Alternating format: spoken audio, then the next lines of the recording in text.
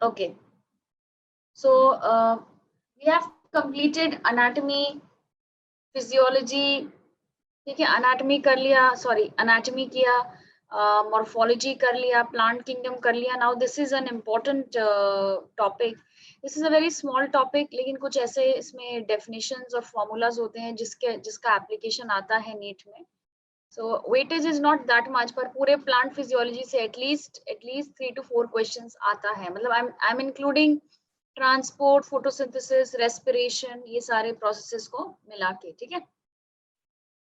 तो आज हम बात करेंगे ट्रांसपोर्ट इन प्लांट्स की. We will start with transport in plants. Okay, and you know that transport in plants is quite different from transport in animals. Animals में तो एक कॉम्प्लेक्स सर्कुलेटरी सिस्टम होता है जिसमें हार्ट है, ब्लड वेसल्स है, blood है, ठीक है, ब्लड कैपिलरीज है.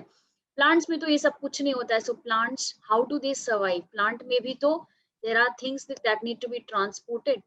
ठीक है, सारी चीजों को ट्रांसपोर्ट करना पड़ता है. So how is that possible in plants?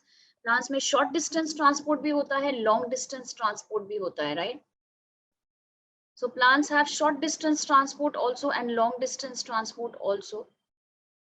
Plants कैसे मैनेज करते हैं शॉर्ट डिस्टेंस ट्रांसपोर्ट? किस किस चीजों का होता है शॉर्ट डिस्टेंस ट्रांसपोर्ट? जैसे वाटर रूट सेल्स में मूव कर रहा है, या ग्लूकोज फूड सेल्स में मूव कर रहा है. सो शॉर्ट डिस्टेंस ट्रांसपोर्ट में सिंपल प्रोसेसेस आर इनफ, जैसे डिफ्यूजन, ऑस्मोसिस, साइटोप्लाज्मिक स्ट्रीमिंग. ये सारे प्रोसेस से cell to cell movement takes place. लेकिन अगर सपोज रूट से पानी को लीफ में पहुंचाना है, या लीफ से फूड जो है वो रूट में पहुंचाना है फॉर एग्जांपल, तब कैसे होगा? That is long distance transport, जिसको हम कहते हैं ट्रांसलोकेशन. तो लॉन्ग डिस्टेंस ट्रांसपोर्ट भी होता है प्लांट्स में, शॉर्ट डिस्टेंस ट्रांसपोर्ट में भी होता है, ठीक है. स्मॉल डिस्टेंस ट्रांसपोर्ट किसकी वजह से होता है? ऑस्मोसिस एंड साइटोप्लाज्मिक स्ट्रीमिंग की वजह से, with little amount of active transport, जो मैं आपको बताऊंगी. And long distance transport takes place by the help of xylem and phloem. Good morning everybody, and let us start transport in plants. ठीक है.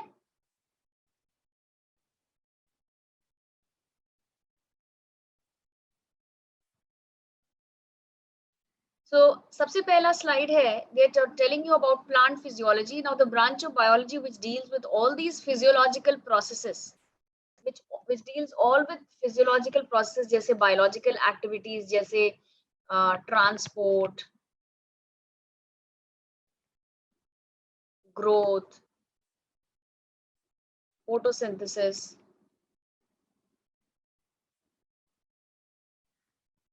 respiration. ये सारी चीजें जब जिनके बारे में जिस ब्रांच ऑफ साइंस में पढ़ते हैं उसको कहते हैं plant physiology. And Stephen Hales was the father of plant physiology. ठीक है. So what are the two kinds of transports in plants? What are the two kinds of transports in plants? So transport, small distance भी होता है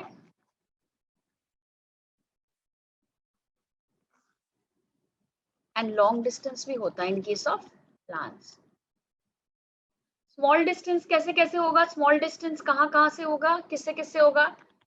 Diffusion, cytoplasmic streaming, मतलब cytoplasm में जो movement होता है ना, यूकैरियोट्स में there is a movement, cytoplasmic streaming. Long distance transport किसकी वजह से होता है? It takes place through the vascular system.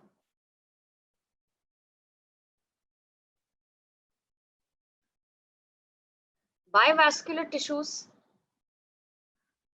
xylem and phloem. इसको ट्रांसलोकेशन भी बोलते हैं.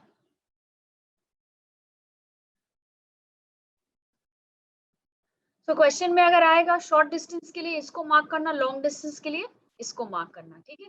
Now coming two important processes जो जरूरी है प्लांट्स में, जैसे डिफ्यूजन. अब डिफ्यूजन आप छोटे क्लासेस से पढ़ के आ रहे हो. Diffusion is like a very simple process जिसमें कोई एनर्जी नहीं लगती, no energy. Okay, and it takes place along the concentration gradient. So movement of molecules, gases or liquids from the region of higher concentration to lower concentration, simple, कोई energy नहीं लगती, downhill transport होता है, simple होता है, from higher concentration to lower concentration until and unless equilibrium is achieved, जब तक दोनों तरफ का concentration बराबर नहीं होता, इसको कहते हैं along the concentration gradient. It's a passive process, कोई energy नहीं लगती, ठीक है. इसी में एक और टर्म है diffusion pressure. Diffusion pressure, this is important. What is diffusion pressure? वो जो एबिलिटी है, by what pressure it moves, no, the potential और the potential ability of a substance to diffuse from its area of higher concentration to its area of lower concentration is called diffusion pressure. So diffusion है, normal phenomena को बोलते हैं. diffusion pressure किसको बोलते हैं आगे भी हम पढ़ेंगे. डिफ्यूजन प्रेशर होता है जिस पोटेंशियल या एबिलिटी से वो मूव कर रहा है. Yes, it occurs due to Brownian movement. Very good. Simple. Molecules have a tendency to move randomly. Okay, and generally they move from the region of higher concentration to the region of lower concentration. Diffusion किसी का भी हो सकता है, gases का, liquids का, solids का, but yes, सबसे ज्यादा कौन ज्यादा मूव कर सकता है? gases सबसे ज्यादा मूव कर सकती है because उनके बीच में जो intermolecular distance है वो सबसे ज्यादा होता है and force of attraction सबसे कम होता है. And the potential ability of a substance to move from its area of higher concentration to its area of lower concentration is called diffusion pressure. तो जिस प्रेशर से मूव करता है that is your diffusion pressure. अब factors affecting diffusion. अब आपको पता है जैसे टेम्परेचर बढ़ेगा, so what is going to happen? Rate of diffusion बढ़ेगा because kinetic energy of the molecules increases, randomness increase होगा और वो और तेजी से मूव करेंगे. डेंसिटी देखो, जितना ज्यादा डेंस होगा उतना कम डिफ्यूजन होगा. मतलब सबसे ज्यादा डिफ्यूजन गैसेस में होगा, लिक्विड्स में होगा और सबसे लास्ट में सॉलिड्स में होगा. Next is diffusion pressure. It also depends upon, now this is a law, ये डिफ्यूजन प्रेशर ग्रेडियंट है. दिस इज इसको कौन सा लॉ बोलते हैं? That rate of diffusion is inversely proportional to the square root of the density. इसको कौन सा लॉ बोलते हैं? What is this law called?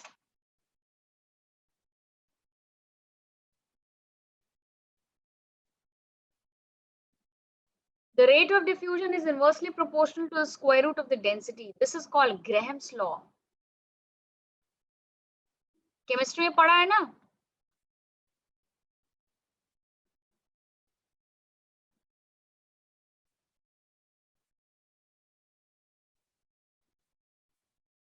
ठीक है.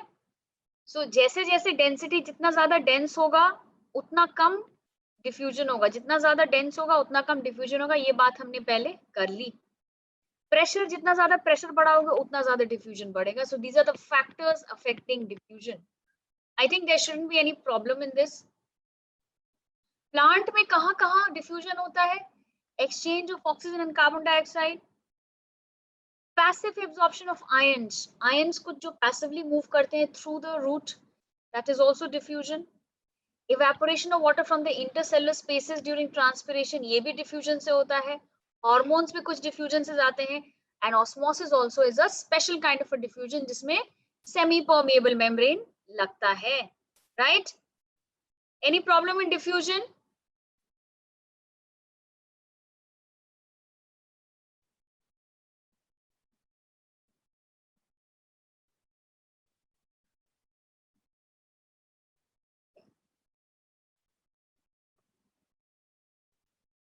अब आ जाओ, डिफ्यूजन का एक advanced kind of a diffusion है, फैसिलिटेटेड डिफ्यूजन. फैसिलिटेटेड डिफ्यूजन क्या होता है? What is facilitated diffusion? Facilitated का मतलब होता है डिफ्यूजन जिसको फैसिलिटेट किया हुआ है. मतलब अगर कहने का मतलब है कि फैसिलिटेटेड डिफ्यूजन में क्या होता है ना, it takes place by the help of a carrier. मतलब अगर मेम्ब्रेन्स के ऊपर अगर कोई भी पैसेज है, उसके ऊपर कोई दरवाजा लग जाए और वो दरवाजा जो है हर किसी के लिए खुला है, मतलब कोई सेलेक्टिव नहीं है वो, तब वो फैसिलिटेटेड डिफ्यूजन हो गया.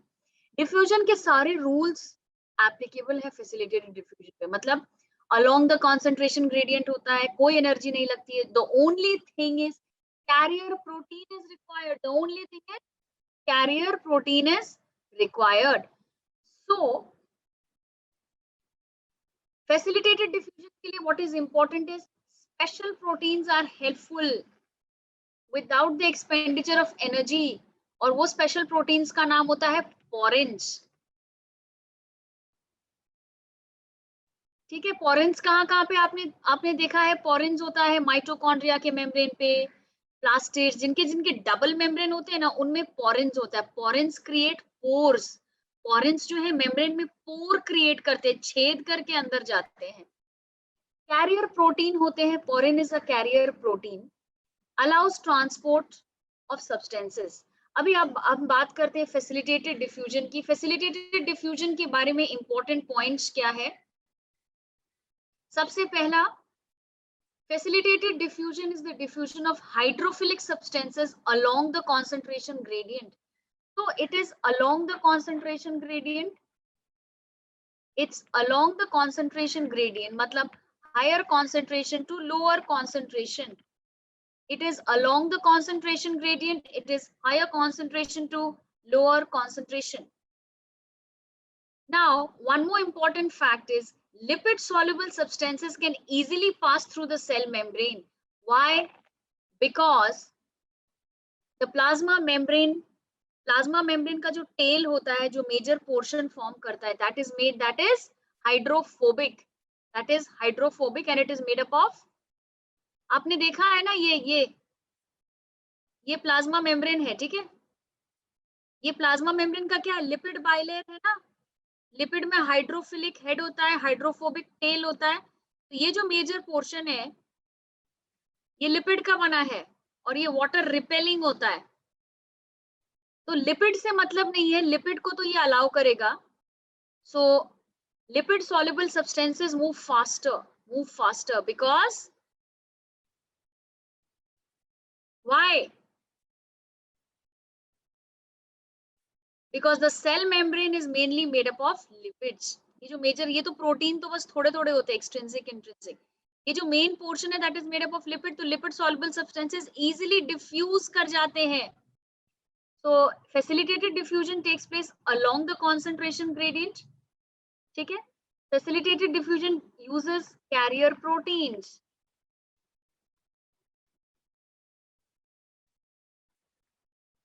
कैरियर की मदद से होते हैं. ये जो प्रोटीन आपको दिख रहे हैं ना, ये सब कैरियर हैं. These are all carriers.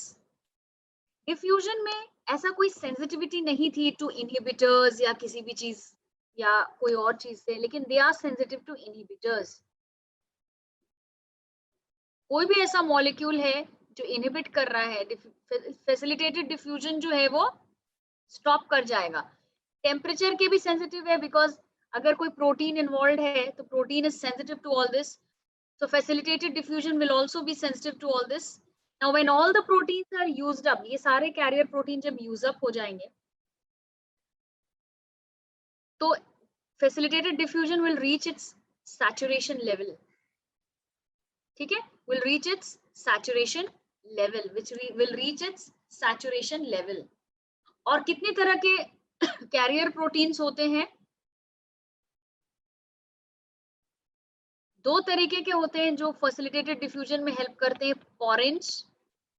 पोरेंस के बारे में मैंने अभी बताया आपको. They are the proteins, they form huge pores in the outer membrane of, अभी मैं डायग्राम दिखाऊंगी, माइटोकॉन्ड्रिया, क्लोरोप्लास्ट, इन सब में डबल मेम्ब्रेन होता है ना, आउटर मेम्ब्रेन फिर स्पेस, उसके बाद इनर मेम्ब्रेन. तो आउटर मेम्ब्रेन में पोरेंस लगे रहते हैं and they form huge pores in the outer membrane. Even bacteria में होते हैं पोरेंस. ठीक है? And these allow small size particles to pass through. ऐसा कैरियर और या ऐसा porin that allows water to pass through is called aquaporin. Is called aquaporin. Right? अब ये जो कैरियर के थ्रू या पोरेंस के थ्रू मूवमेंट होता है ना, it is like it could take place in different manners. जैसे ये एक कैरियर प्रोटीन है, this is a carrier protein, and there could be uniport movement, मतलब ये molecule A, this is a molecule A, this is going inside, ये outside है cell का, ये membrane है, ये inside है, तो ये एक molecule सीधे अंदर जा रहा है, ये एक molecule सीधे अंदर जा रहा है, मतलब इसको किसी से मतलब नहीं है, एक बार में सिर्फ एक molecule अंदर जा रहा है. You can't hear my voice?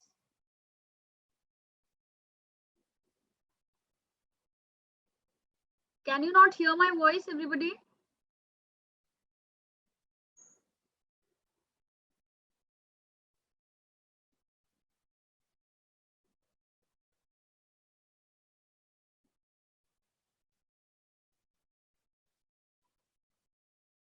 What is uniport? जब एक ही molecule इंडिपेंडेंटली जा रहा है, इसको किसी से मतलब नहीं है, ठीक है. जैसे यूनिपोर्ट का एग्जांपल, अब यूनिपोर्ट, एंटीपोर्ट, सिम्पोर्ट के एग्जांपल्स मुझे बताना आप.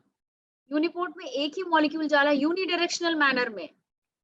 एंटीपोर्ट, दो मॉलिक्यूल जा रहे हैं through the same carrier but in the opposite direction, while one is going in, one is going out, A is going in, B is going out, but through the same carrier. Third is symport. Symport में क्या होता है, दो molecule है, वो एक साथ अंदर जा रहे हैं, मतलब एक ही डायरेक्शन में अंदर जा रहे हैं थ्रू द सेम कैरियर. सो इसको बोलते हैं को ट्रांसपोर्ट. जब दो मॉलिक्यूल जाते हैं, इट इज कॉल्ड को ट्रांसपोर्ट.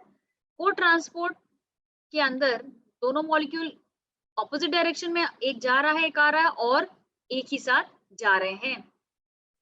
तो यूनिपोर्ट में देखो वन प्रोटीन, एंटीपोर्ट में ऑपोजिट साइड होता है, सेम साइड होता है. ये किसका होता है, this is the with respect to the molecules, with respect to the molecules, ठीक है. इसमें भी हायर कॉन्सेंट्रेशन से लोअर कॉन्सेंट्रेशन में जाता है and through a carrier. So the difference between facilitated diffusion and diffusion is diffusion does not require a carrier, it is not sensitive to temperature or inhibitors. लेकिन facilitated diffusion utilizes carriers and it is sensitive to it is sensitive to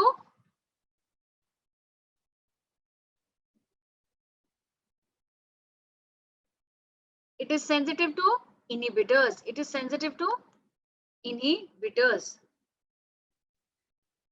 Okay, तो ये समझ में आ गया आपको? Is there any problem in this? अब porins and aquaporins के ऊपर क्वेश्चन आता है, and my question to you is examples of uniport, antiport, symport. अब इस डायग्राम में देखो porins और aquaporins के बारे में बताया है. देखो ये किस तरीके का मेम्ब्रेन है, ये डबल मेम्ब्रेन है, ये या तो माइटोकॉन्ड्रिया का हो सकता है. What kind of a membrane this is? This is mitochondrial membrane. Periplasmic space, ये डबल मेम्ब्रेन है ना, जैसे माइटोकॉन्ड्रिया क्लोरोप्लास्ट में होता है, आउटर मेम्ब्रेन, ये स्पेस, ये इनर मेम्ब्रेन. तो देखो यहाँ पे पोरिन है, ये एक छोटा सा पोर क्रिएट कर रहा है जिसके थ्रू मॉलिक्यूल्स अंदर जा रहे हैं. This is an aquaporin. ये इतना कॉम्प्लेक्स लग रहा है ना, ये जो रेड रेड है ये वाटर मॉलिक्यूल्स है, ये तो आपका लिपिड बाइलेयर है, इसके थ्रू जा रहा है. चलो यूनिपोर्ट का एग्जांपल बताओ.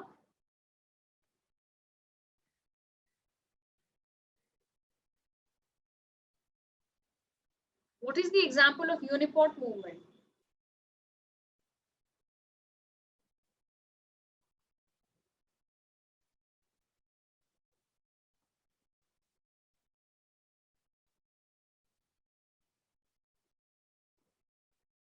यूनिपोर्ट का एग्जांपल नहीं पता है? Calcium ions, release of calcium ions in the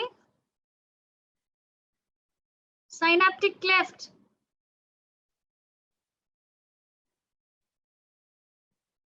जब कैल्शियम आयन नर्वस कंडक्शन के टाइम पे, नर्व इंपल्स जब कंडक्ट होता है, सो एक्सॉन ये है, साइटोन ये है एक्सॉन, और यहाँ पे दूसरा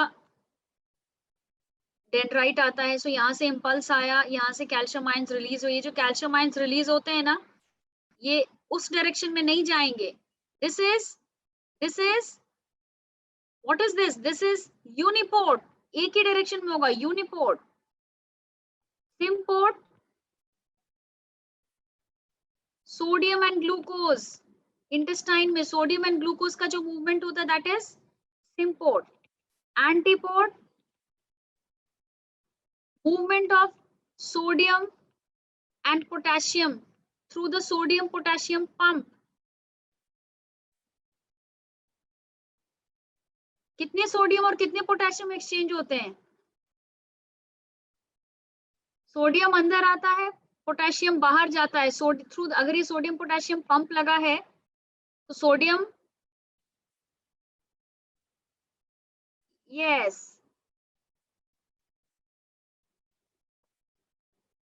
सोडियम पोटेशियम पंप में क्या होता है, बाहर से 2 सोडियम अंदर आता है, 3 पोटेशियम बाहर जाता है. 2 sodium, 2 sodium ions come inside and 3 potassium ions go outside. Because of this, जो एक्सॉन की मेम्ब्रेन का चार्ज होता है दैट इज नेगेटिव.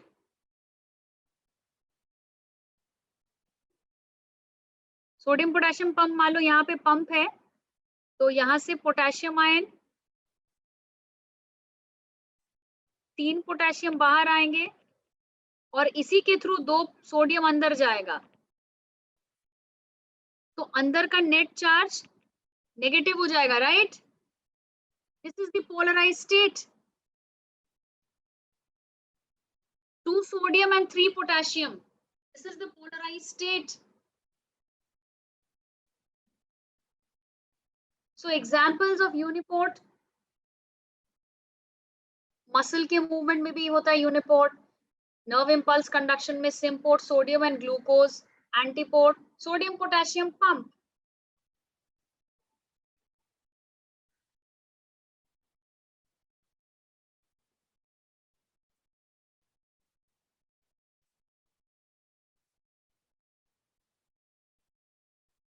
हाँ, यस, 3 sodium and 2 potassium.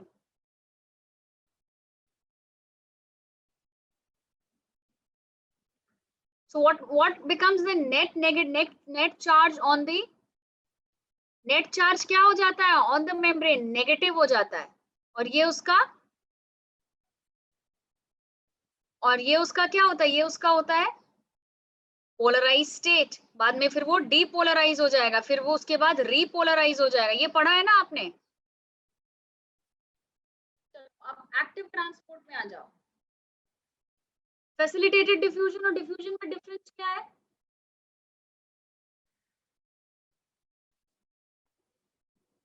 समझ में आ गया ना? Next is active transport. Active transport uphill transport है, मतलब against concentration gradient ATP use करता है. ऑपोजिट टू कॉन्सेंट्रेशन ग्रेडियंट मतलब लो टू हाई भी जा सकता है with the expenditure of energy. तो देखो यहाँ पे डायग्राम दिया हुआ है, इसमें भी कैरियर लगेगा. लुक एट दिस, ये इनसाइड है, ये आउटसाइड है, एंड एनर्जी लेकर के ये अंदर जा रहा है. Can you not here now?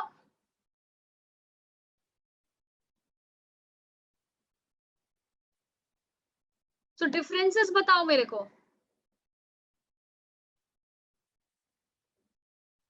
What is the difference between simple diffusion, facilitated diffusion and active transport?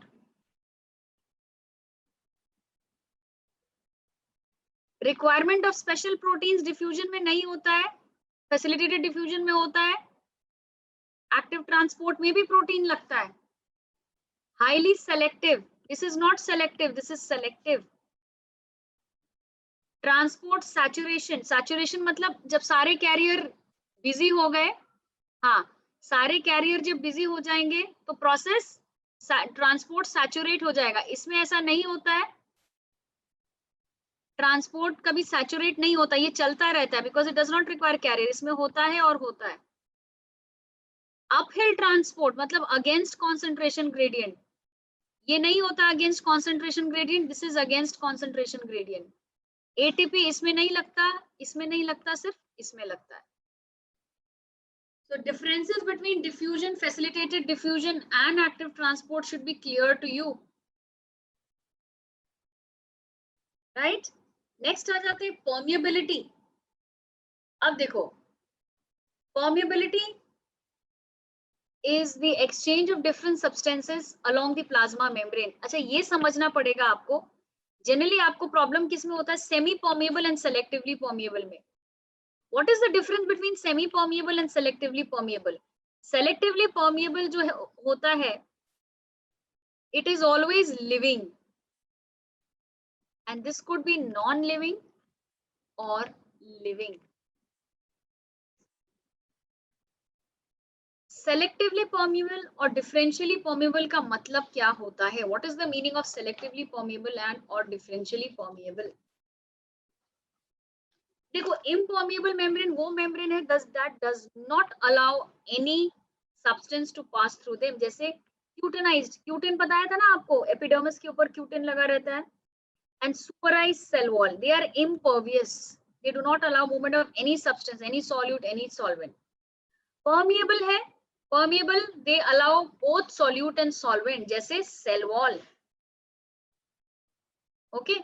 अब बात आती है semi permeable and selectively permeable में. Semi permeable allows solvent molecules but does not allow but impermeable to solute. मतलब ये solvent allow करता है, solute को allow नहीं करता. इसमें ये सारे एग्जांपल्स तो हैं. दूसरे एग्जांपल्स लिखो. Egg membrane, this question is asked. Egg membrane, parchment paper, animal bladder.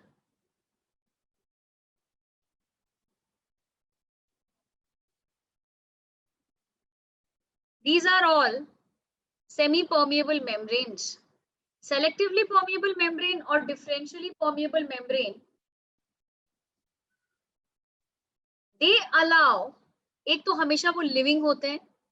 जैसे देखो, किसी बैक्टीरियल फिल्टर को भी आप सेमी परमेबल बोल सकते हो, लेकिन सेलेक्टिवली परमेबल और डिफरेंशियली परमेबल आप सिर्फ लिविंग मेम्ब्रेन्स को बोलोगे, बायोलॉजिकल मेम्ब्रेन्स को. So they allow all solvents and some solutes also. जैसे plasma membrane is a selectively permeable membrane, right?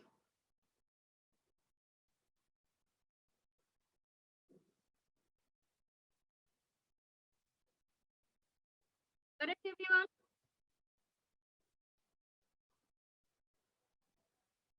Next आ जाते हैं ऑस्मोसिस पे. सारे प्रोसेस हम एक बार कर लेंगे ताकि आपका रिवीजन हो जाए. What is osmosis? Osmosis is a special kind of a diffusion जिसमें semi-permeable membrane लगता है. So the diffusion of solvent molecules from the region of higher concentration to the region of lower concentration through a semi-permeable membrane is called osmosis. यहाँ पे देखो, यहाँ solute है,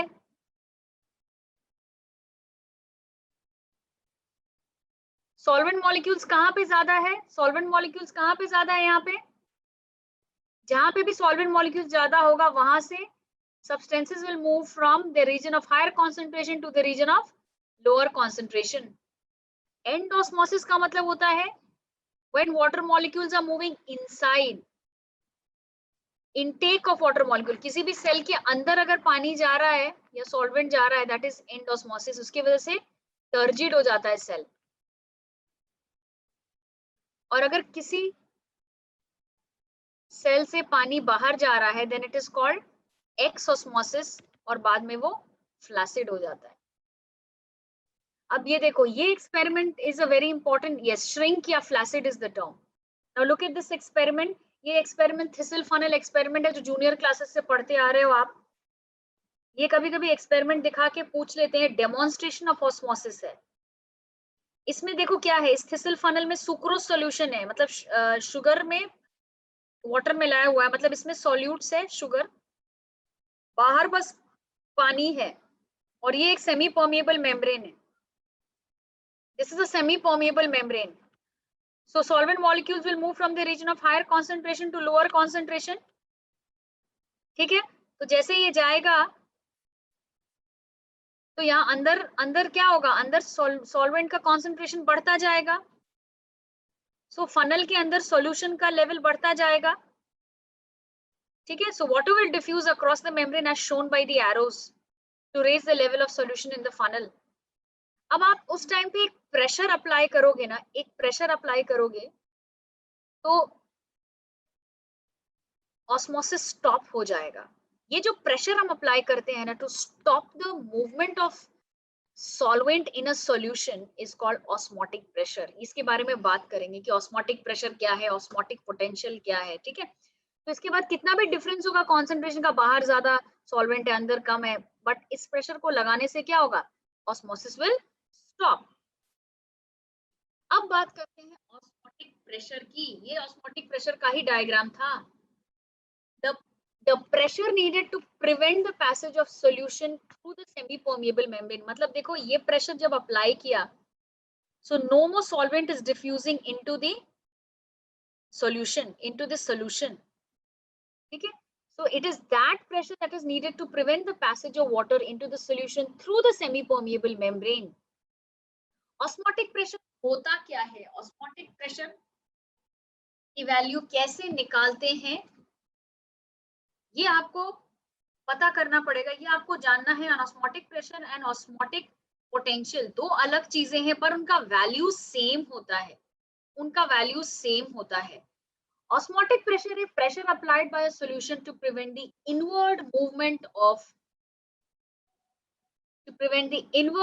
of solution through the semi permeable membrane. It is denoted by pi, ठीक है, it is denoted by pi. तो osmotic potential क्या होता है, व्हाट इज ऑस्मोटिक पोटेंशियल, और ये आप इस फॉर्मूला से भी निकाल सकते हो. Measured by an osmometer, first Pfeffer ने निकाला था. ऑस्मोटिक प्रेशर आप ऐसे भी निकाल सकते हो, कॉन्सेंट्रेशन, ये gas constant and temperature.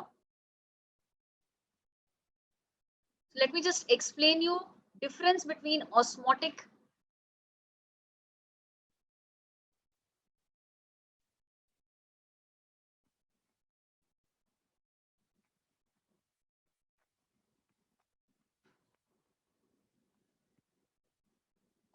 pressure,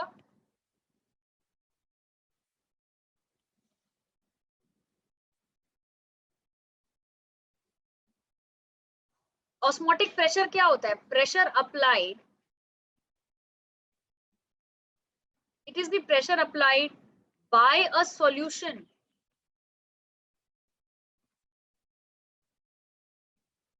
to prevent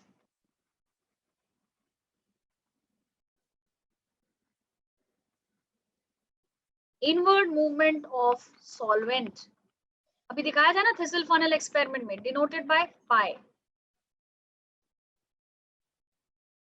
osmotic potential, potential मतलब क्या होता है, the ability to do work. ये है पोटेंशियल ऑफ वाटर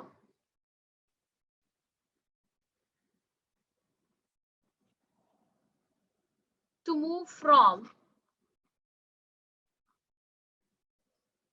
हाइपोटोनिक मतलब less concentrated, hypotonic to hypertonic solution.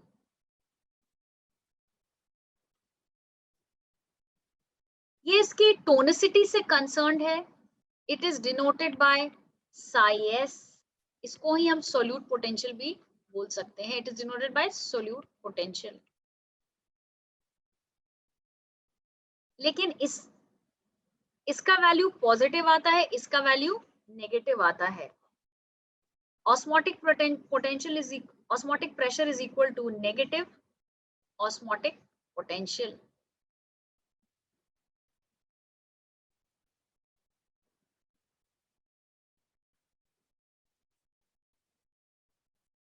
ये पॉजिटिव होता है osmotic pressure, osmotic potential negative होता है. Please understand this, you get questions on this.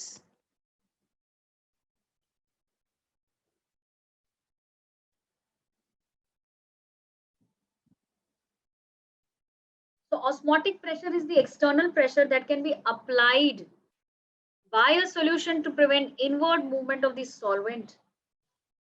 Simple है, ऐसा प्रेशर जो वाटर के मूवमेंट को स्टॉप कर दे, दैट इज ऑस्मोटिक प्रेशर. तो जिस प्रेशर से वाटर का डिफ्यूजन स्टॉप हो जाए, it is osmotic pressure. Osmotic pressure depend करता है सॉल्यूट कॉन्सेंट्रेशन पे.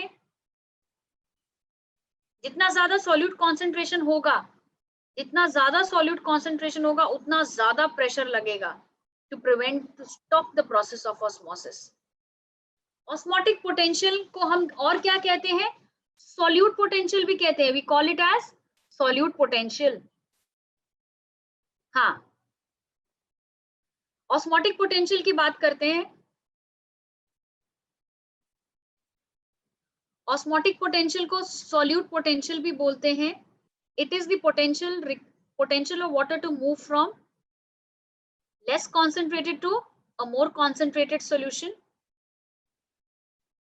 ठीक है. ऑस्मोटिक पोटेंशियल, प्योर वाटर का ऑस्मोटिक पोटेंशियल कितना है? 0.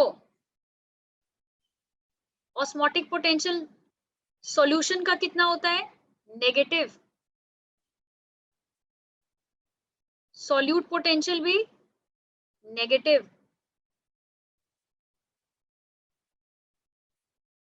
ठीक है. तो ये इस पैरामीटर पे डिपेंड करता है, इसीलिए osmotic potential is also negative.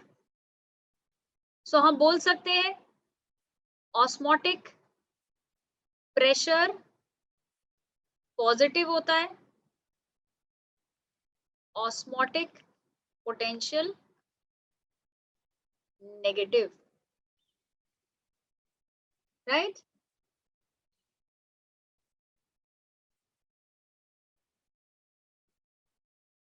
तो osmotic potential of pure water कितना होता है? 0. और सॉल्यूशन का हमेशा नेगेटिव. अंडरस्टूड?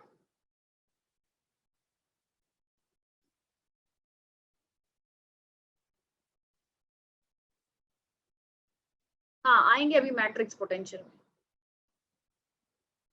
नेक्स्ट इज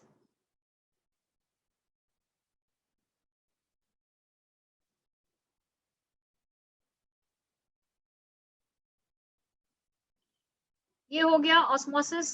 अच्छा, सिग्निफिकेंस ऑफ ऑस्मोसिस आपको पता है. Where osmosis is used in a plant, जो वाटर मॉलिक्यूल्स एब्जॉर्ब होते हैं. Now you know that if this is the root hair और ये सॉइल पार्टिकल्स हैं, तो सेल सैप का कॉन्सेंट्रेशन ज्यादा होता है यहाँ पे रूट हेयर सेल्स के अंदर. सो सॉइल के बीच में जो वाटर होता है वो लेस कॉन्सेंट्रेटेड होता है. सो यहाँ सॉल्वेंट ज्यादा है. So always molecules of water move towards into the root hair because the cell sap is more concentrated, right?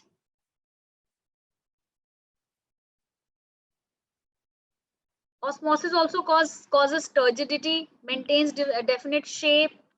Opening and closing of stomata आपको पता है, दिन में स्टोमाटा में ग्लूकोज आता है, कॉन्सेंट्रेटेड हो जाता है, तो बाहर से पानी अंदर आता है, stomata opens. The resistance of plants to drought and frost increases with increase in osmotic pressure. ये सारे phenomena important है. What phenomena take place due to osmosis?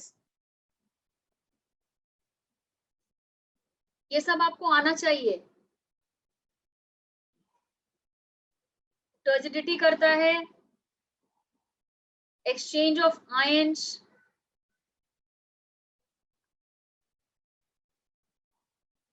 turgidity करता है, exchange of ions करता है, right? Opening and closing of stomata is also because of osmosis.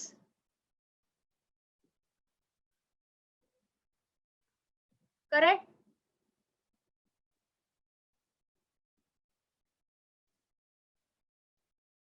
Next is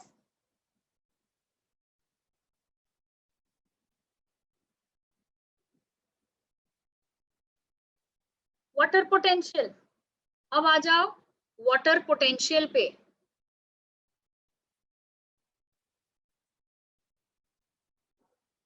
ये इस gravity को हम लोग नेग्लेक्ट करते हैं ना. वाटर पोटेंशियल की बात करते हैं. Next important phenomena is water potential. So इसमें से क्वेश्चन ये आता है कि आपको वैल्यू दे दिया रहेगा, निकालना रहेगा और पूछेगा what is the direction of movement, what is the direction of movement, they will ask you. तो आप कैसे निकालोगे direction of movement? What is water potential? देखो दो चीजें हैं यहाँ पे, वाटर पोटेंशियल आपको पता करना है एंड डिफ्यूजन प्रेशर डेफिशिट, ये दोनों आपको पता होना चाहिए। What is water potential? The ability of water to do a work is its potential, है ना? The ability of water to do work is water potential. ठीक है, तो वाटर पोटेंशियल क्या होता है? वाटर मॉलिक्यूल्स की ability to do work. It is the difference between free energy of water molecules in pure water। मतलब अगर ये प्योर वाटर है और इसमें वाटर मॉलिक्यूल्स हैं, हर एक water molecule is performing it's work और वो पूरा वर्क एक साथ is called its water potential. अगर प्योर वाटर है तो वाटर पोटेंशियल 0 होगा, that is the maximum value. आप उसमें सॉल्यूट्स ऐड करते जाओगे, वाटर पोटेंशियल लो होते जाएगा। जितना ज्यादा प्योर वाटर होगा उतना ज्यादा उसका पोटेंशियल होगा, उतना ज्यादा काइनेटिक एनर्जी होगा वाटर मॉलिक्यूल्स का। The moment you add solutes you are decreasing the kinetic energy. So the greater the concentration of water in a system, greater is the kinetic energy। ज्यादा kinetic energy होगी, ज्यादा potential होगा। Water potential को साई से denote करते हैं। Maximum pure water का water potential 0 होता है and is measured in bar। Water always moves from higher water potential to lower water potential। Water potential की वैल्यू कैसे निकालते हैं? आपको फ्री एनर्जी का कॉन्सेप्ट मालूम है? What is free energy?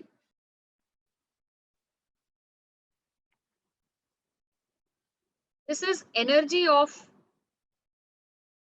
A system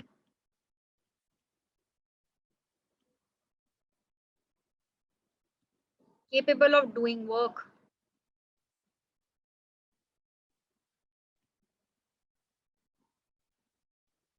हाँ, मैक्स वाटर पोटेंशियल 0 है, सॉल्यूट्स ऐड करने के बाद वो नेगेटिव हो जाता है, सो मैक्सिमम इज 0।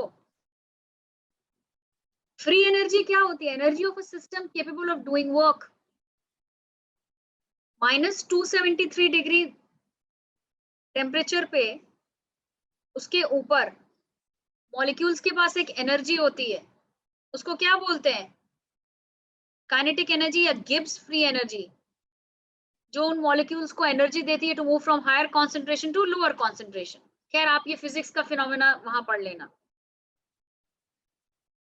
अच्छा, water potential is affected by, water potential को क्या चीजें अफेक्ट करती हैं? Solute potential and pressure potential. Water potential is affected by, क्या क्या चीजें नेग्लिजिबल होंगी मैं बताऊंगी आपको। ये साई डब्ल्यू, ये water potential is affected by solute potential, मतलब सॉल्यूट के डालने से वाटर पोटेंशियल कम हो जाएगा, प्रेशर बढ़ाने से वाटर पोटेंशियल ज्यादा हो जाएगा। सोल्यूट पोटेंशियल आपको पता है, अभी बताया था, it represents the concentration of solutes। All solutions have water potential lower than that of pure water और solute potential is always negative। जितना ज्यादा solute molecules जाएंगे, जितना ज्यादा solute molecules डालोगे, lower होगा solute potential। एटमॉस्फेरिक प्रेशर पे, atmospheric pressure पे क्या होगा?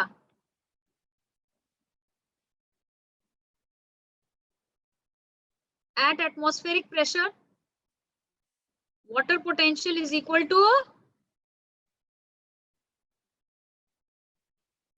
at atmospheric pressure water potential will be equal to solute potential ना।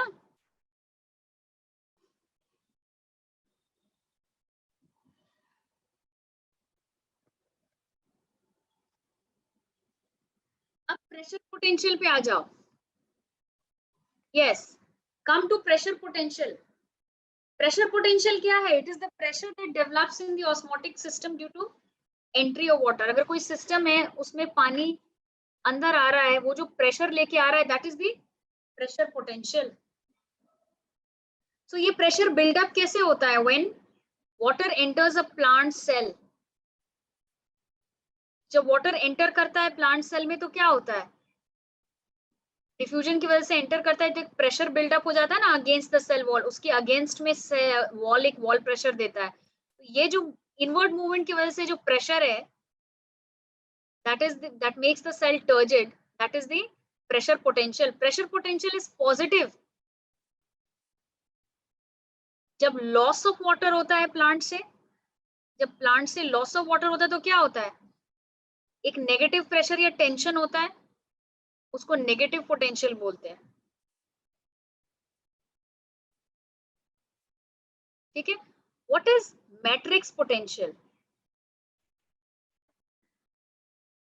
ये क्या है? ये एक अलग सा कंपोनेंट है. It is used for surface. Matrix is the term used for surface. जैसे cell wall, soil particles etcetera, जहां पे वाटर एब्जॉर्ब हो जाता है, पर इसका वैल्यू नेग्लिजिबल होता है, इसलिए हम इसको नेग्लेक्ट कर सकते हैं. इवन ग्रेविटी पोटेंशियल भी. You understanding? सो आप इसको नेग्लेक्ट करना. Water potential is equal to solid potential plus pressure potential. Matrix एक ऐसा कंपोनेंट है वाटर पोटेंशियल का that is influenced by the presence of cell wall, soil particles etc. जहां पे वाटर मॉलिक्यूल जो एब्जॉर्ब होता है, पर ये नेगेटिव कंपोनेंट है, इसको हम लोग नेग्लेक्ट कर सकते हैं क्योंकि इसका वैल्यू बहुत नेग्लिजिबल आता है. ये इसके वैल्यू को इफेक्ट नहीं करता. वाटर पोटेंशियल में you just have to remember this formula. Water potential is equal to solute potential plus pressure potential. Pressure कैसे बिल्डअप होता है सेल में? When water enters a cell, जब वाटर एंटर करता है सेल में ड्यू टू डिफ्यूजन, तो एक प्रेशर बिल्डअप हो जाता है अगेंस्ट द सेल वॉल, जो उसको टर्जिड बनाता है, उसको बोलते हैं उसका pressure. This increases the pressure potential. ठीक है. मेट्रिक पोटेंशियल को term metric is used for the surface, जैसे cell wall, specifically cell wall का या सॉइल पार्टिकल्स का, जिसपे वाटर मॉलिक्यूल्स आके एब्जॉर्ब होते हैं, पर उसको हम लोग नेग्लेक्ट करते हैं. अंडरस्टूड? तो you will just remember this.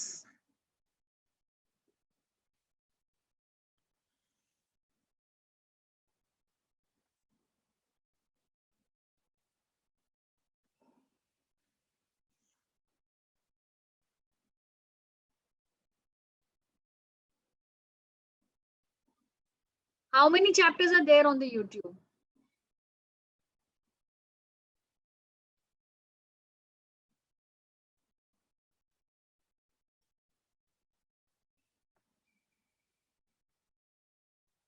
So I hope you've understood water potential also. अब डिफ्यूजन प्रेशर डेफिशिएंट पता है आपको क्या होता है? कुछ कुछ फॉर्मूलाज जो हमको याद रखने हैं वो हम करेंगे अभी लास्ट में 9 बजे के बाद. ऑस्मोटिक प्रेशर का, ऑस्मोटिक पोटेंशियल का,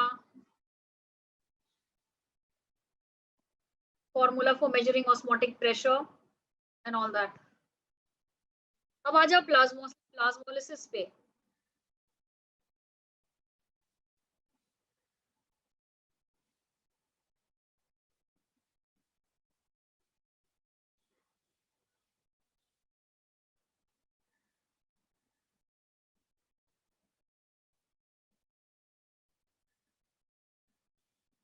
What is plasmolysis? Plasmolysis is a very important phenomena. Plasmolysis क्या होता है? जब आप when you place a plant cell or an animal cell in a hypertonic solution. When a plant cell is placed in a hypertonic solution means with respect to the solute, higher solute concentration, matlab more concentrated.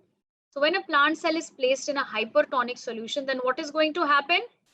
अगर ये plant cell है, ये plant cell है, इसको तुमने डाल दिया hypertonic solution में, तो यहाँ पे solvent कम है, अंदर solvent ज्यादा है, तो अंदर से पानी बाहर आ जाएगा, right? So water comes out from the cell sap. Water vacuole में से निकलेगा, and exosmosis will take place and protoplasm will shrink. मतलब एक सेल का वैक्यूल श्रिंक होगा और उसके बाद उसका प्रोटोप्लाज्म भी श्रिंक होगा. सो ये तुरंत नहीं होगा, पहले लिमिटिंग प्लाज्मोलिसिस होता है, उसके बाद if that condition continues, then there is incipient plasmolysis. That means सबसे पहले तो there will be loss of water from the cell sap. Further, if the condition is like that, then there will be contraction of the protoplasm. मतलब अगर ये एक plant cell है,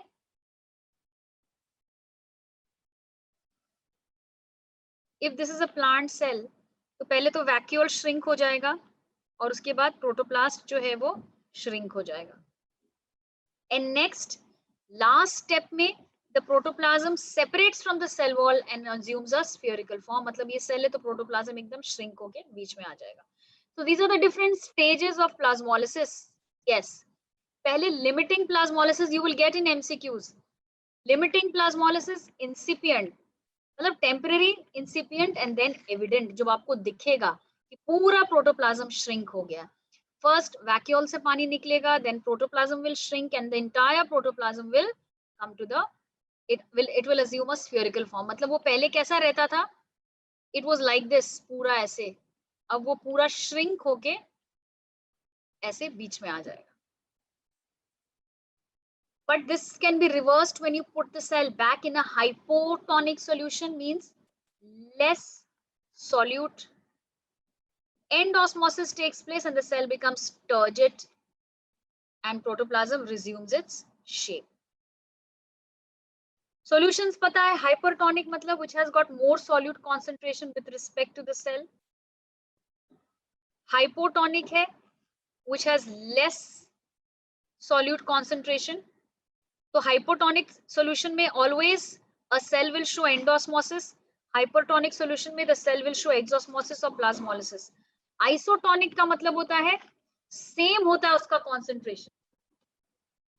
When the concentration is same.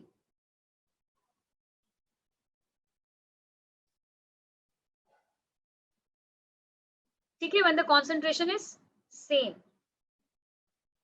तो isotonic solution में अगर cell को डाल दो तो क्या होगा,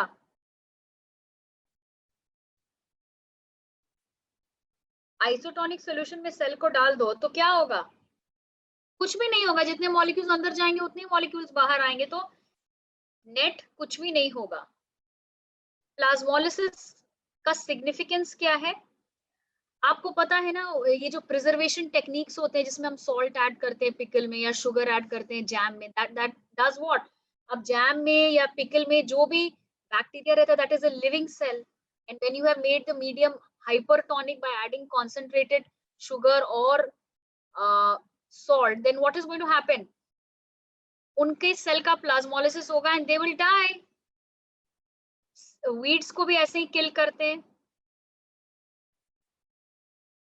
ऑस्मोटिक प्रेशर पता कर सकते हैं.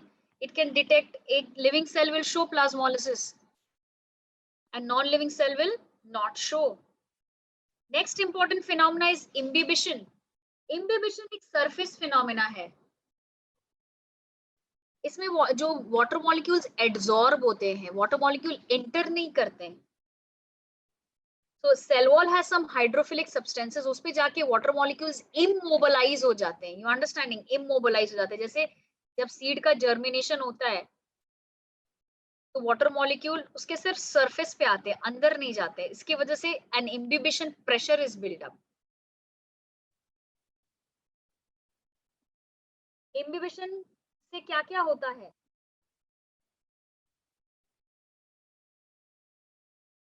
इम्बिबिशन में water is adsorbed, it's not absorbed, it's adsorbed. Imbibition pressure buildup होता है. जिसकी वजह से सीड कोट रप्चर होता है।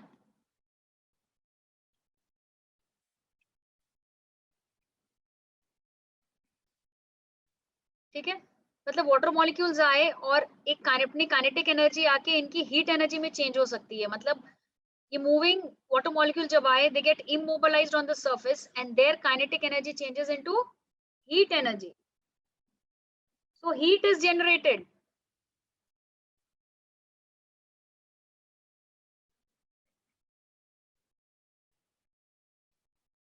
वो किसी काइनेटिक एनर्जी से आ रहे थे और जैसे ही वो एड्सॉर्ब हो गए, kinetic energy changes into heat energy. So these three changes take place during imbibition। Young cells में imbibition होता है, सीड जर्मिनेशन में imbibition होता है, bursting of seed coat imbibition में होता है, wood in the rainy season swells up due to imbibition। तभी लकड़ी आपको फूली हुई नजर आती है during rainy season।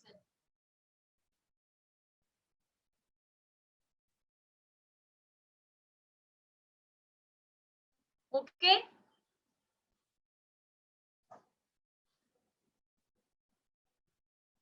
वॉल्यूम तो बढ़ेगा ना, वॉल्यूम भी बढ़ेगा।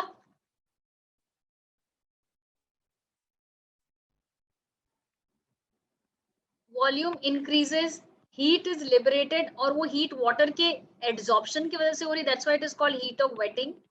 Imbibition pressure is created, so volume increases, pressure increases and heat also increases। ये तीनों चीजें होती हैं imbibition में। so when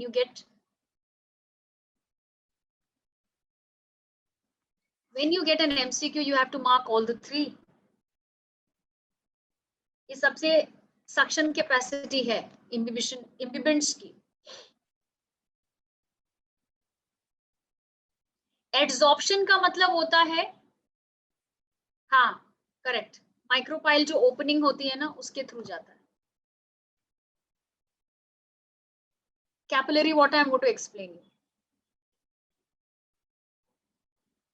एड्सॉर्प्शन मतलब कोई चीज आके सरफेस पे, जैसे ये if this is a seed and पानी बस आया और सरफेस पे इमोबलाइज हो गया। इमोबलाइज मतलब रुक गया, किसी काइनेटिक एनर्जी से वाटर मॉलिक्यूल आ रहे थे और इसके वॉल पे जाके, सीड के वॉल पे जाके रुक गए, एड्सॉर्ब हो गए। Adsorb not absorb. एब्सॉर्ब मतलब पानी अंदर चला गया तो एब्सॉर्ब, एड्सॉर्ब मतलब सरफेस पे ही रुक गया। तो इम्बिबिशन में एड्सॉर्प्शन होता है,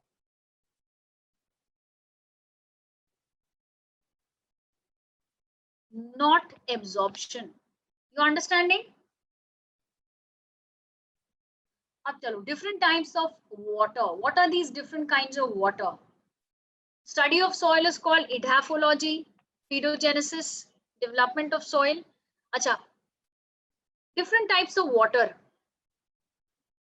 After heavy rainfall जो पानी नीचे चला जाता है, ग्राउंड ग्रेविटेशन फोर्स से नीचे चला जाता है, that is not available, water table तक चला जाता है सबसे नीचे, उसको ग्रेविटेशनल वाटर बोलते हैं, that is not available.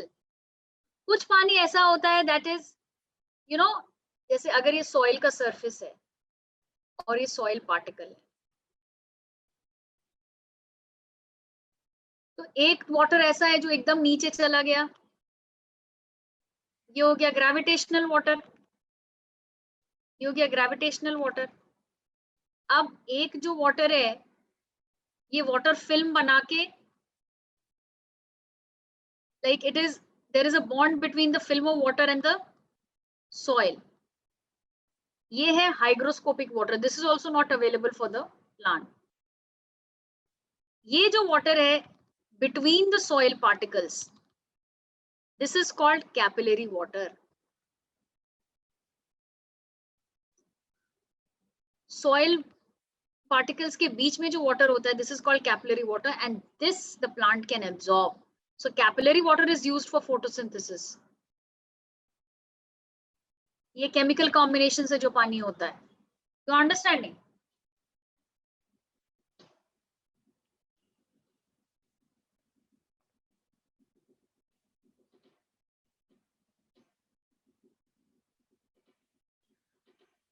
Imbibition is water absorb नहीं, water एडजॉर्ब्ड, एडजॉर्ब्ड।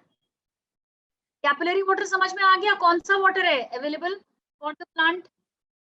Which water is available for the plant?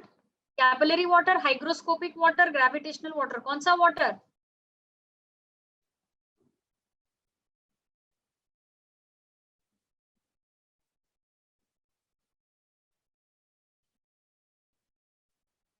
Which water is available? Capillary water, the water present between the soil particles.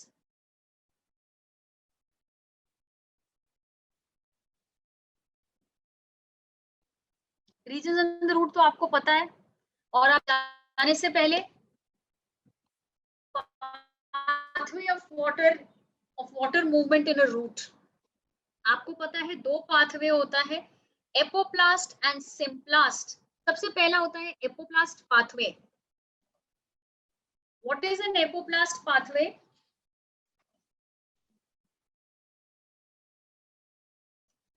Apoplast pathway में the water movement occurs exclusively through the intercellular spaces, मतलब इसमें पानी कभी भी cell के अंदर नहीं जाता। मतलब अगर इसको देखो, स्टार्ट करते हैं यहां से, देखो एपोप्लास्ट पाथवे का मतलब होता है the water molecules do not enter the cell, they only travel through the intercellular spaces। बहुत फास्ट होता है, मास फ्लो में होता है। Most of the water is transported in this manner. यहाँ पे देखो एपोप्लास्ट में, देखो कहाँ पे एरो दिखाया हुआ है, ये क्या है, what is this?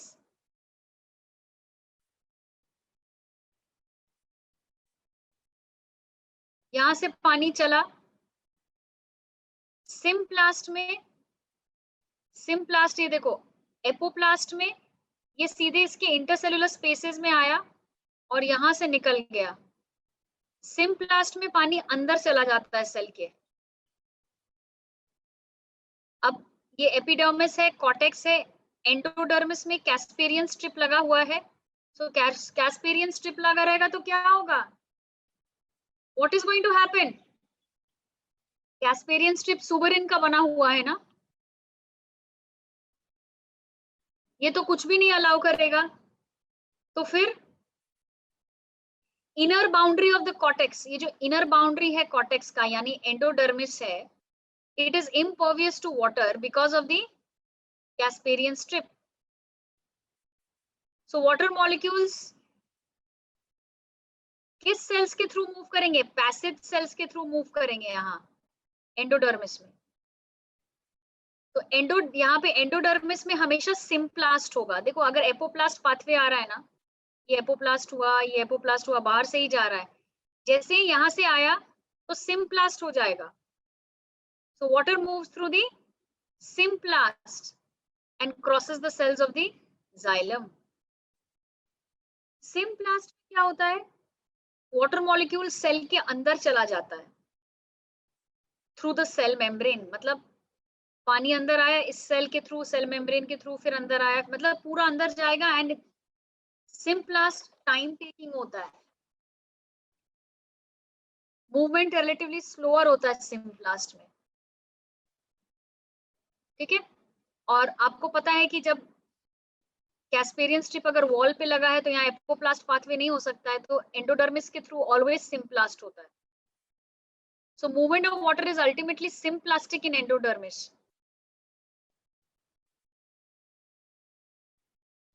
This is the only way by which water and other solutes can enter the vascular cylinder. क्योंकि vascular cylinder यानी जाइलम फ्लोएम के अंदर पानी आना चाहिए, जाइलम के अंदर पानी आना चाहिए, तो वो सिम्प्लास्ट के थ्रू ही होता है। सिम्प्लास्ट का दूसरा नाम है trans membrane pathway because it crosses the membrane. ये दो तरीके से हो सकता है, non vacuolar symplast pathway, that means water connections के थ्रू ट्रैवल कर रहा है थ्रू प्लाज्मोडेस्माटा, और वैक्यूलर ये टोनोप्लास्ट यानी मेम्ब्रेन ऑफ वैक्यूल के थ्रू ट्रेवल कर रहा है।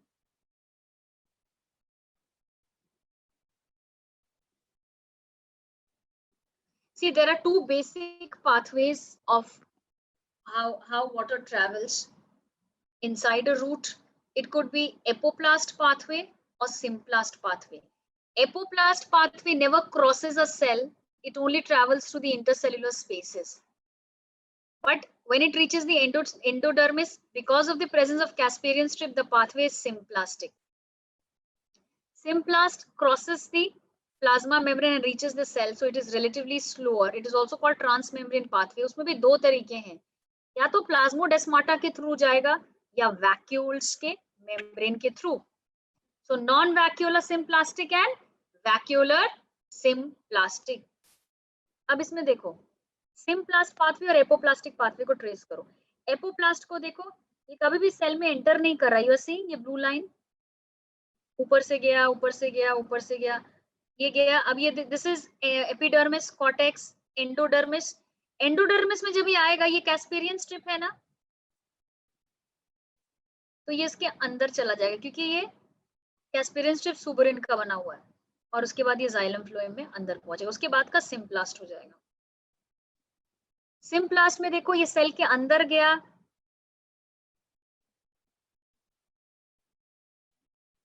यहाँ भी it is going inside the cell, inside the cell. So transmembrane pathway, either through the vacuole membrane or through the plasmodesmata.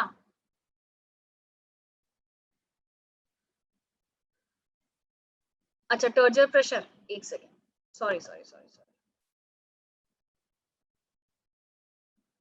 Symplast and apoplast pathway समझ में आ गया. टर्जर प्रेशर जाते जाते बोला है आप लोगों ने, टर्जर प्रेशर कर लेते हैं. आपकी शिकायत रह जाएगी मैम ने टर्जर प्रेशर नहीं पढ़ाया.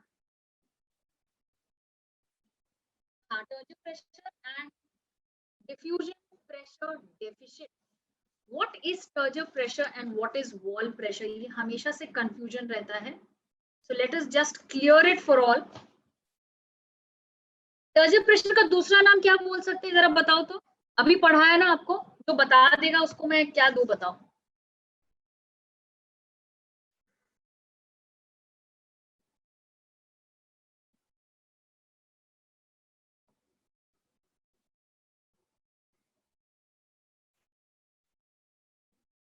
टर्जर प्रेशर का दूसरा नाम क्या है?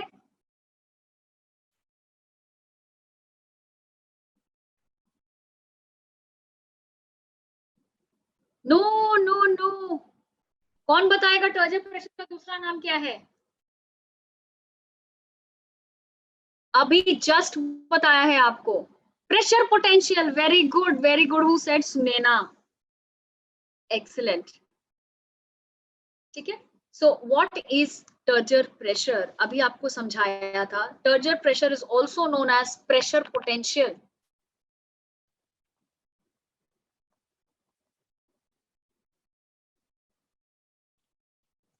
Turgor pressure is also known as Turgor potential. Pressure potential.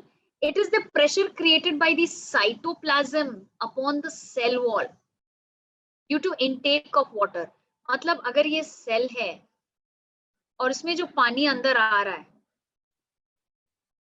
ठीक है, सो इस वाटर, ये जो मूविंग वाटर अंदर आया, इसकी वजह से साइटोप्लाज्म एक प्रेशर क्रिएट करेगा. किसके ऊपर?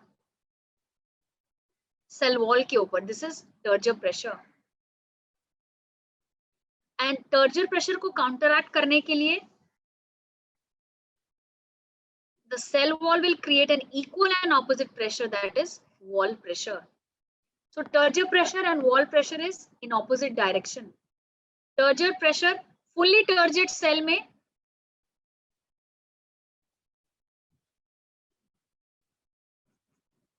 turgor pressure is equal to wall pressure. उनका मैग्नीट्यूड सेम होता है. फ्लैसिड सेल में टर्जर प्रेशर 0 होगा बिकॉज कोई प्रेशर ही नहीं बना रहा है cytoplasm. So turgor pressure cytoplasm बनाता है upon the cell wall. Turgor pressure cytoplasm बनाता है upon the cell wall, and wall pressure cell wall बनाता है upon the cytoplasm. So cytoplasm और सेल वॉल आपस में प्रेशर बनाते हैं. साइटोप्लाज्म जो प्रेशर बनाता है that is turgor pressure, and cell wall जो प्रेशर बनाता है that is wall pressure. Turgor pressure is maximum in a turgid cell and equal to the osmotic pressure. During plasmolysis, plasmolysis के time पे क्या होगा? Negative हो जाएगा turgor pressure.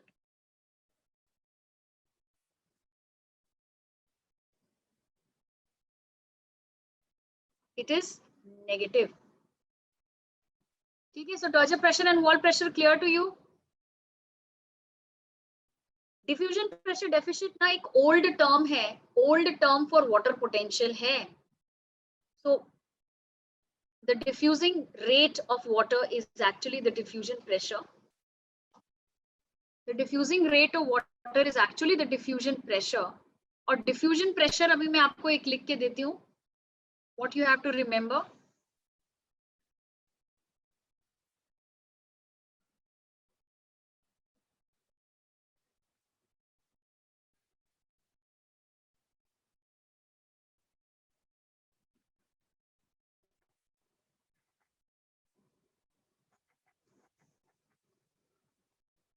Diffusion pressure deficit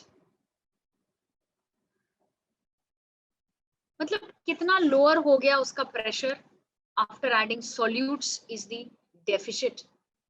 इसको डीपीडी भी बोलते हैं और इसको सक्शन प्रेशर भी बोलते हैं.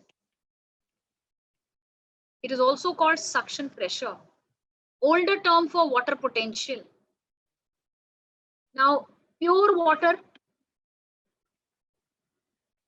का maximum रहेगा diffusion pressure because उनकी move करने की ability, kinetic energy will be maximum. It is lowered. वही same जो water potential के ऊपर था, same is this. So lowered by addition of solutes.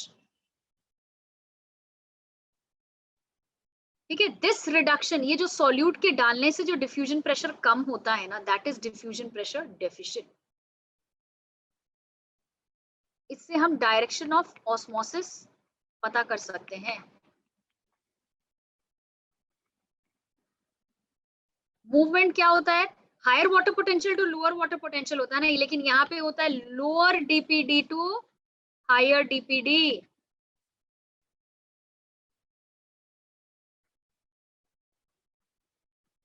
This is important. So water moves from an area of lower diffusion, जहां diffusion pressure deficit कम है, वहां से ज्यादा की तरफ. ठीक है. Normal cell, DPD of normal cell, normal cell में डीपीडी का फॉर्मूला क्या होगा? Turgor osmotic pressure minus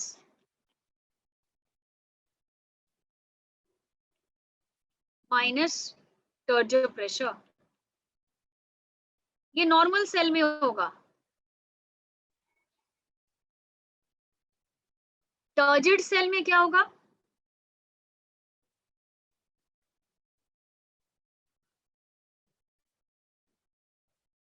turgid cell deficit है ही नहीं ना टर्जिड सेल में वो, तो डीपीडी 0 हो गया. तो turgor pressure is equal to osmotic pressure. Flaccid cell में,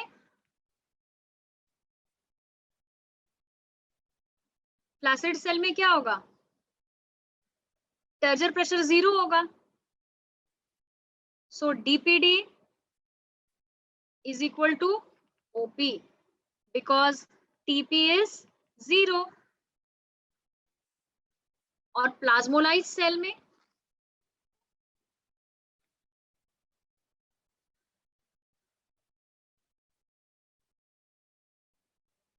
diffusion pressure deficit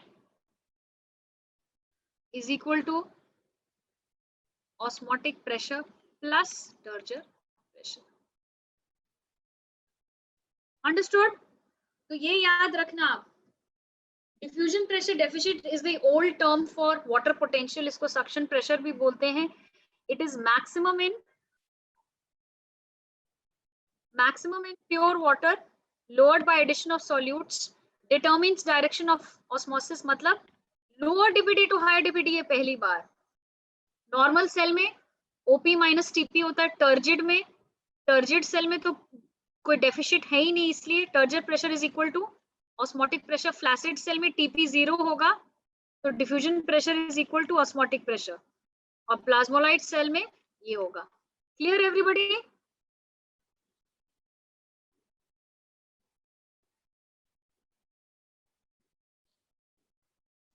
clear everyone? ठीक है, तो यहाँ पे स्टॉप करते हैं and we will meet next class and continue from here. Thank you so much for joining.